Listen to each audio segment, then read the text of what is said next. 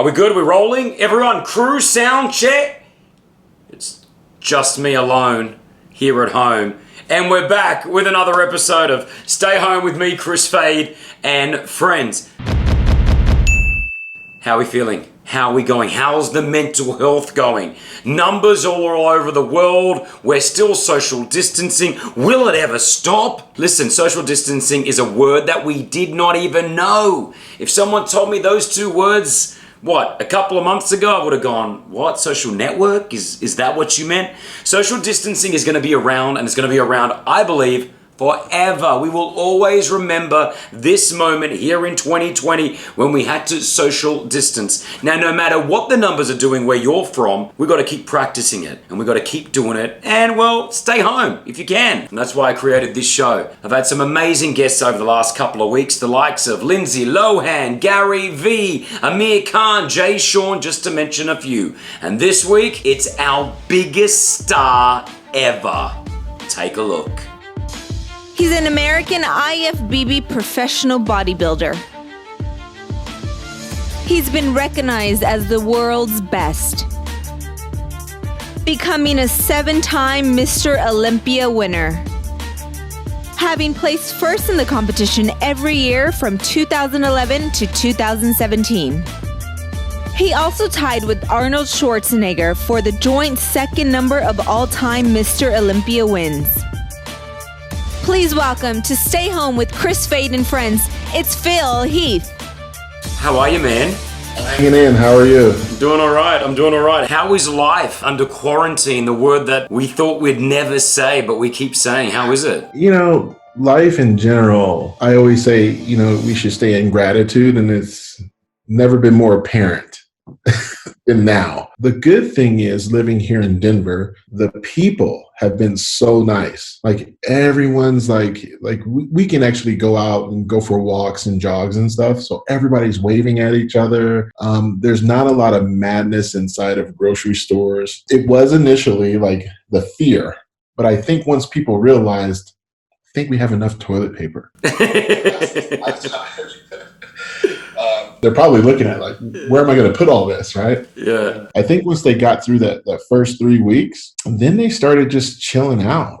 For us, it's been really good. It's been really, really awesome to be able to, go to the store, do our normal stuff. Cherie, my wife, she has autoimmune issues, so she's immune compromised. So therefore, she can't really engage as much, but she's been able to get out. We wear the mask and all that stuff. We're doing all the preventative measures. But I would say overall it's been, outside the financial issues that people are suffering from, I'd say it's pretty pleasant. Like, it couldn't have happened at a better time. It would be really bad if this happened during the winter here because it's cold, it's snowing, but it's sunny. It's really nice to be able to wake up. You don't hear cars.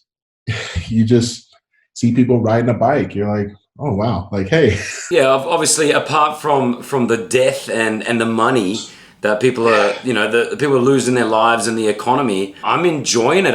You just said to me, you saw me with my kids nonstop, and I'm just hanging out with the kids, I'm doing things that I wouldn't usually do, and it's crazy. I've got a pool out the back, and we were just hanging out in the pool, and then a plane, an Emirates plane flew over us here in Dubai, and I went, and I was like, it was weird. I was like, and the girls were like, look, Dad, there's a plane. I felt like I was in a movie. It's like, oh yeah, look, there's a plane. We were so into the we take things for granted, I think. So it's interesting, man. One of the biggest complaints from people who are they're like, oh, I can't train. I can't go to the gym. I can't get fit. It's killing me. And I feel it as well. I like to train. You're 7-time Mr. Olympia. If this is going to affect someone, it would affect the likes of yourselves. How have you adapted to this? You would have never gone through this in your life, right? I will say that I have traveled quite a lot throughout my 15-year career. In some places, did not have a facility at all. And sometimes, with the event scheduling, as you travel, you do things. You just can't get it in. So what do? You do some push-ups, some sit-ups, some wall sits, some light dumbbells, and then you go to the hotel, gym. It's all crap. Yeah. So you do what you can, right? And for years, I would actually bring those weight resistance bands, stuff like that. So it kind of just reminded me, like, wait a minute, this is just you being on the road, but at home. And you can do this either inside the house, you can do it outside. My whole thing was, yes, am I going to do personal best on like a bench press or a back squat? No, that's not going to happen right now. But I have to remind myself that I've been training for over 15 years. I have a lot of mature muscle, and as long as I'm eating healthy, and that was the biggest thing, because I see a lot of people go to the store, and if you notice, the things that were taken off the shelf first were unhealthy food items. So for me, I was like, all right, well, let's make sure that we're eating carefully during this time, because if you're depressed, you eat with your emotions. And then let's try to do some more body weight exercises that I don't normally do. Like, I would never do like a bunch of body weight squats or wall sits, where you sit on the wall, you squat down to like a 90-degree angle, put your palms out, and you just cry because it hurts and it burns. But then also the core strength. That's something that in my career, like, that wasn't like the number one thing to do. It was like further down along the list. So stretching has been important. I'm not going to sit here and say that I've been doing a bunch of yoga, but I've thought about it. and really just understanding that we're going to get back into that gym. Fortunately for us, I don't know about the rest of the world, but we're implementing a phase 1 where certain gyms are going to be reopened, and it's going to be about how they're reopened, like how many masks they may have or how many people can be in a certain surrounding. Because I had actually talked to my gym owner, and he had mentioned that we may reopen soon, and what he's been doing, which is power cleaning the gym with no one in it. Like, he's been doing that like 3 days a week, and there's no one in it. Like, I asked him, I said, show me a video. I'm like, bro, like, you could eat off the floor. Like, this is pretty impressive. So I will say it hasn't been super difficult for me. I know a lot of people have emailed me, DM'd me about their difficulties being away from the gym, because that was a sense of therapy for them.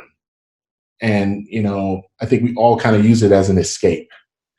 But we have to be, I told one guy the other day, I said, remember when you were a kid and you were getting ready to go out with your buddies and maybe you wanted to go see some ladies? He goes, yeah. I said, what did you do? You go pick up whatever you got. That's it. Before, we used to hit any club, we'd be doing push-ups and just grabbing chairs and just lifting it just to get a pump. Yeah, so I go, what's the difference? And I think overall, how do we become imprisoned in our mind is very important. You can put yourself in a prison in here. Yeah. And we actually have access. I can go, like you said, I can go lift whatever I want. It's just I have to be a little bit different, like, smarter with what I do. And we have, like, fortunately for us, we did have a couple kettlebells and, different things. So, the Peloton bike has been nice. I had to buy one of those bigger saddles because my ass is way too big.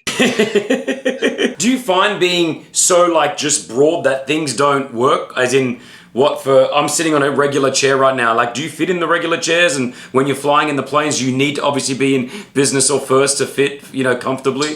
The answer is yes. Like, I would prefer being in that. But if I was to be, like, let's say on a 1 hour, 1.5 hour, maybe 2 hours max, I could fit in, like, the other ones. It's just I may have to get up out of the seat and go, walk back and forth in the aisle. I've been quite fortunate to be able to get upgraded. Do you find people who may not know you are intimidated by you when they walk by you? Do you feel people always looking at you? Obviously, people who know that you're the 7-time, Mr. Olympia, but for people who don't, are they just staring at you going, look at this human being, look at the size? Yeah, I think it's definitely something you don't see every day. So I think for me, going from playing Division I basketball in college, having that physique, where people just like, oh yeah, this basketball guy, he's wearing the Jordan sneakers, big deal, to like gradually getting into this guy with all this mass.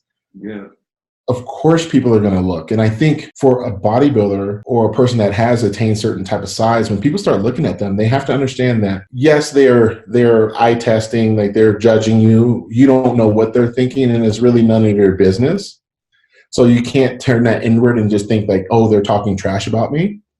you have to carry yourself with, honor and respect to self and say, look, this is what I want to look like. Yeah.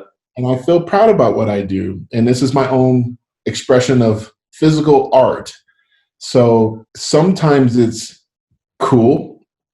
Sometimes it isn't, because, you will get the negative, but there's a lot of admiration that people do have. They know deep down, like, that guy looks like one of these Marvel characters with the muscles and this and that. And it must have taken a lot of time and effort. And I'm very proud of it. I wish I could combine like my athleticism from basketball to this frame.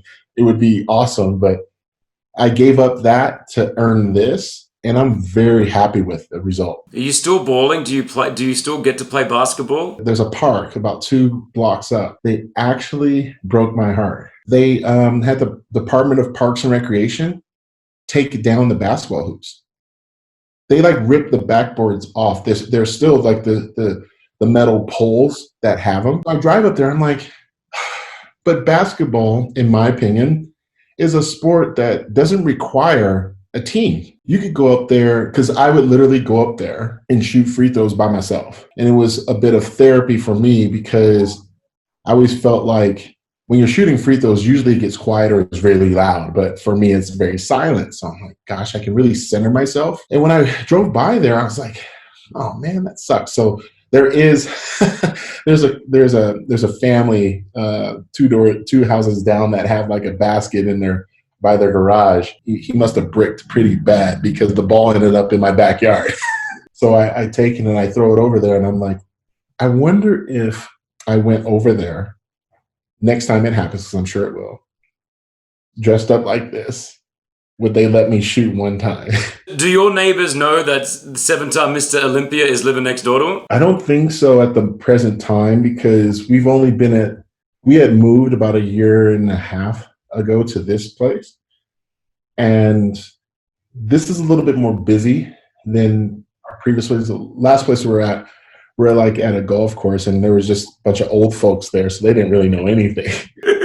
But I will say, like, our neighbors, they do know, but it's been really quiet. I think the only people that really do know is the mailmen, the food delivery service people, like Grubhub and DoorDash. Every so often they'll come up, and I'm like, oh gosh, like I have to answer the door, and I'm telling Cherie, like, go answer the door, and she's like, I'm across the house, like, you go get it. I'm like, okay, and then I have to run and put on a shirt, and then they give you your stuff, and they kind of like look at you. Yeah. Like, hey, thanks, bro. Have a good day. And I've had guys like, like, because they can be like, well, majority of the time, long story short, like that same delivery person may come back, like, especially during times like this, like, yeah, there's only so many drivers. So one time the guy looked at me and goes, you live here? And I was like, nah, man, I'm just visiting friends, man.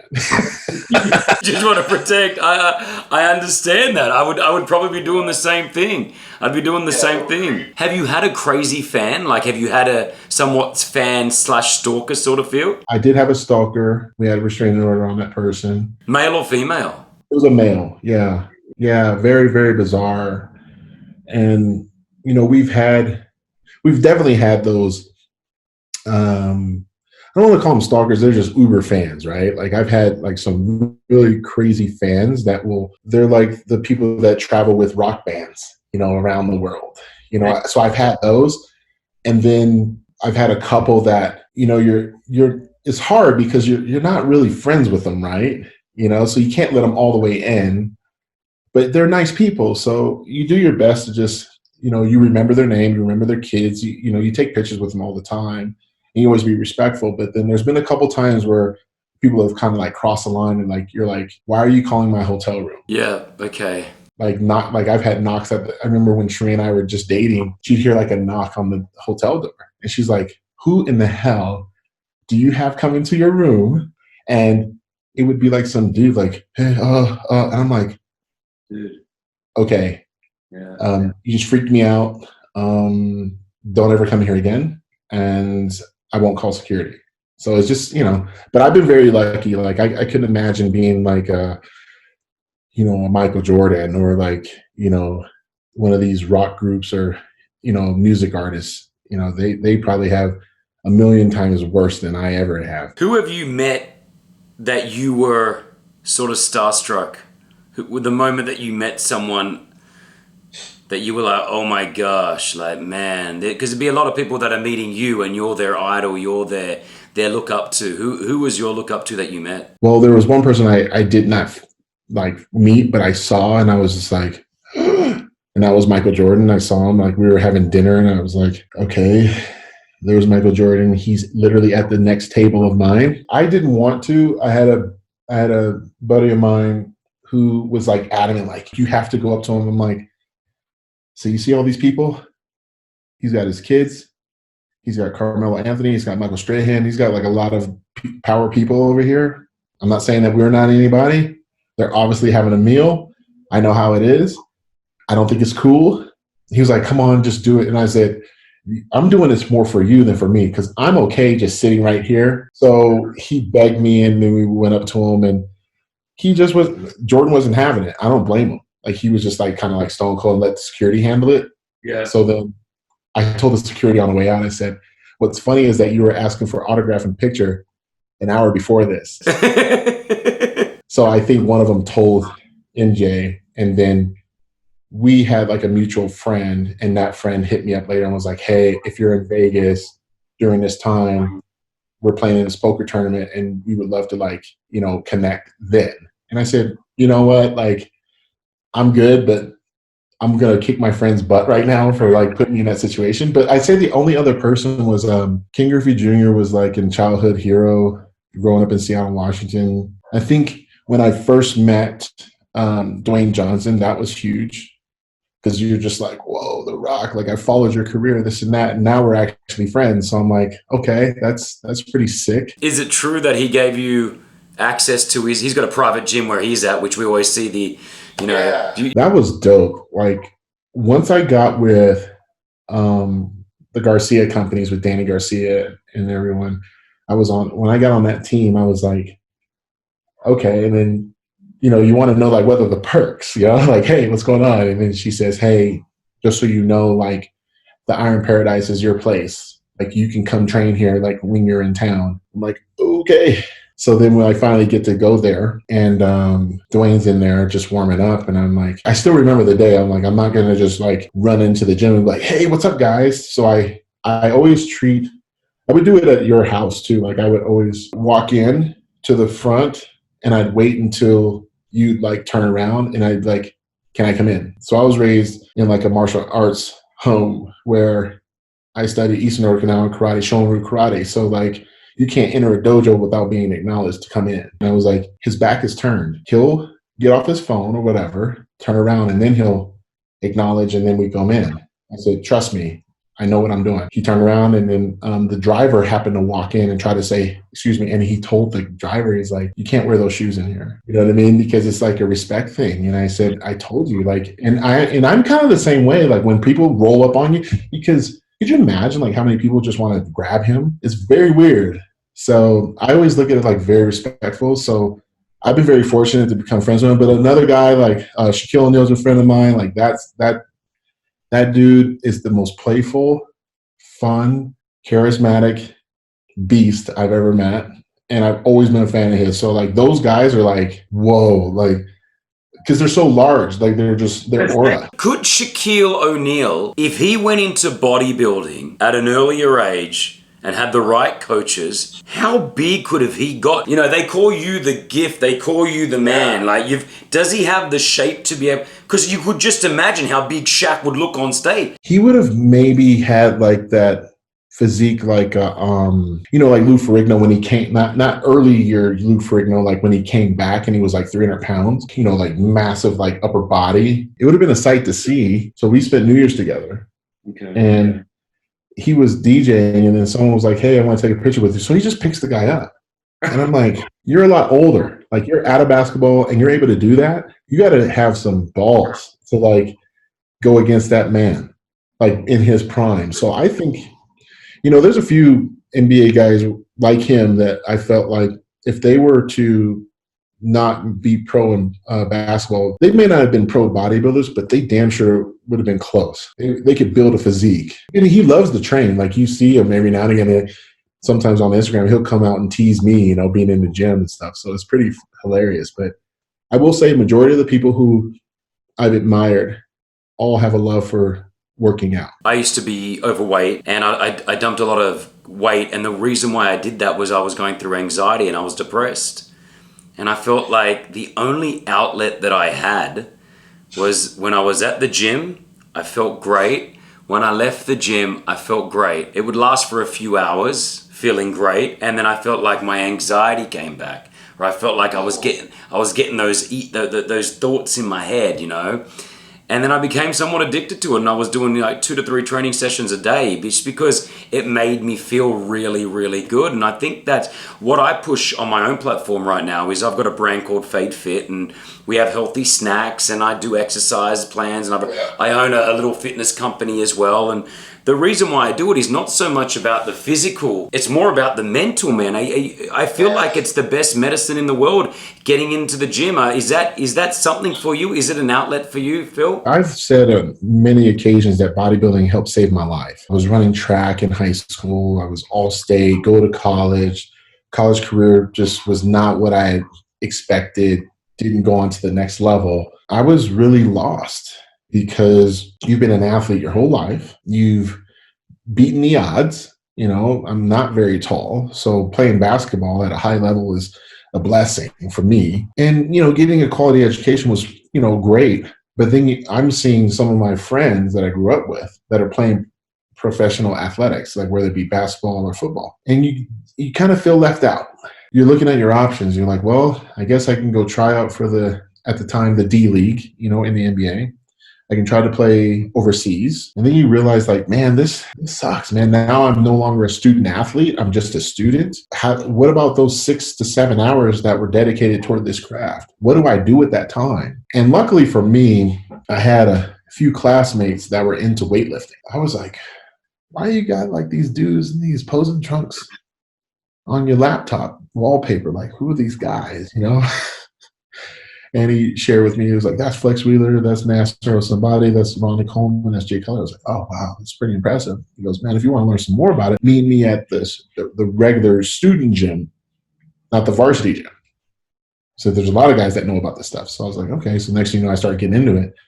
And I'll tell you, it really opened my eyes because it was like a Y in a road, right? I started veering off and, you know, like, you know, what do kids do that have too much time on their hands in college? They probably start doing drugs. Like they start partying too hard. And I didn't know what partying really was, you know, because I always had practice at 6 a.m. or 7 in the morning. I had class at 9, this and that. You just knew that wasn't the way you wanted to go and play ball. Like it doesn't add up. But then, you know, you start hanging around with more guys that are like into that nightlife and partying all the time. Yeah, you know, why don't you change up your class schedule so then you can, you know, party all the time. So I'm like, okay, I'll take classes from 3 p.m. to 5 and then from 5 to 7.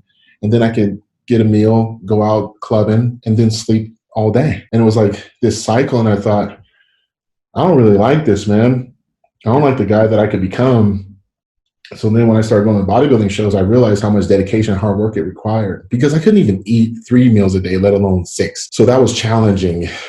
And when I started doing it, man, I felt so good. Like what you described, whatever I was dealing with, the depression of not playing at the next level, breakups with girlfriends or whatever, like you always found the gym as being like your medicine. So immediately I'm like, well, I don't really need beers and pizza anymore. Yeah. I need to go spend my money on these protein shakes and these supplements that are costing too much money. And you realize like bodybuilding is one of the only sports where the time in the gym is one thing, but the money that is required to invest in oneself is a whole nother story. And the last thing you want to do is just ruin it by going out partying with your buddies who wish they could look like you and wish they had the dedication. And overall, I started realizing that, and I'm sure for you, going to the gym, you develop that structure and that organization, and that's more applicable in everything. I know this sounds weird, but I know if someone can look after their own body, I feel like I trust them more to look after a business or a company or a country. It's interesting. I mean, it's just because I know that they've got the discipline to look after themselves. The attention to detail, like we all have our own DNA. Therefore, we have to master our own individual blueprint, and that can take a lifetime. But how many people choose not to do that? Plenty. And that's I think, one of the coolest things that we have right now, you and I both, and everyone watching, is that what are you doing during this time? You know, some people say, oh, you need to develop a new skill or do this or that. Maybe you don't need to do any of that. Maybe you just need to, like how you have your hashtag stay home, you need to stay your at home and start really analyzing who you are. Long, hard look in the mirror, like who are you? Dissect the good, the bad, and ugly. Extract those demons and say, these are your triggers to do stupid stuff. Let's work on that. Where did that come from? Did that come from your own child? You can be your own therapist, really. Self-reflection is a key to growth and to appreciate what you have accomplished. But there's going to be things that I think right now a lot of people are being forced to dig up, whether it be like in a relationship. Bro, I know you love your family and stuff, but you're around them so much now that you're like, I don't know. But I know for me, Sheree and I, we work together all the time. So we've been doing this for about 6 years. So a lot of our friends are like, how do you guys do this? I'm like, well, number one, I've been very lucky. I'm truly with my best friend. But that doesn't mean that there isn't something that may have happened like 2 months ago or 2 years ago that didn't get brought up during quarantine. Those are moments right now that instead of trying to focus on a new skill, which is going to distract you from dealing with your own previous stuff, deal with that stuff. Deal with that crap now. So then when you're able to have everything reopened and stuff, you don't have that baggage anymore. There is no baggage. You're like, wait a minute. Wow, I can, you know how they say, like, once you get that taken off your shoulders, you can roll your shoulders back and be like, wow, I feel lighter because I dealt with life and I'm living proof of it. I'm doing it right now. Like, I had my career goals, Phil, personal stuff, and then Phil plus Sheree stuff. And actually, she wrote it down on a piece of paper. And I'm like, why did she do this in my notepad? Was she like sending me a message? So one night, it was probably like 11 o'clock, I just filled it all out. And then I presented it to her that following morning. I said, this is what I want to do in my career. This is what I want to do in my own personal life. This is what I value. These are these things. And these are things that I feel like you and I should be doing together. It doesn't mean that we have to do it all today. These are things that I think we can have as talking points. And we've been having some amazing breakthrough conversations. I want to ask you a couple of quick questions. You got to give me quick answers back on these ones. I'm going to ask you 5 quick ones. You ready to go? Yep. Take on veganism. Vegans. Confusing. Your only competition is yourself. There's no one on that same platform as you. There was no one at that level at that time. Who would be second? On Kai Green, how was the relationship? Still what it is. But you know what? Yeah, but we now know how to tease each other. It's always going to be, it's like if you've seen like the documentary, you know, with Jordan right now. I don't expect Kai Green to like me, but there's a level of heightened respect, I think, since we've not competed. Yeah. You're 7-time Mr. Olympia. Will we add 8 at any stage? I think we got to get gyms back open first. But you still have it. That. The fire has never been extinguished. Like I told, like when I saw you first, I've never said I retired. I've just been training and getting everything lined up the way I want it. Well, I heard a speech that you did when The Rock handed it to you, the award back in 2017. And I listened to that just recently, and it's something that I've saved.